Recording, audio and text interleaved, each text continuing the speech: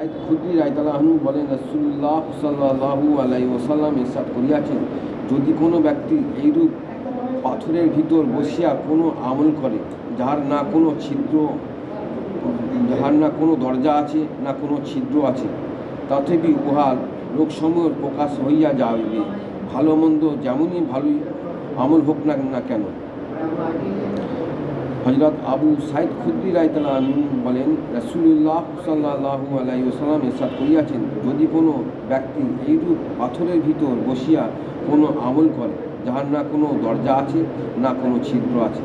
তথাপি উহা লোকসমূহের প্রকাশ হইয়া যাইবে, ভালো মন্দ যেমন আমল হোক না কেন।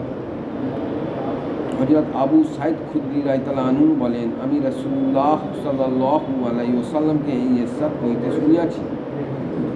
যদি কোনো ব্যক্তি এইরূপ পাথরের ভিতরে বসিয়া কোনো আমল করে, যাহার না কোনো দরজা আছে আর না কোনো ছিদ্র আছে, তথাপি উহা লোক সম্মুখে প্রকাশ হইয়া যাইবে, ভালো মন্দ যেমনই আমল হোক না কেন। বাই হাকিম।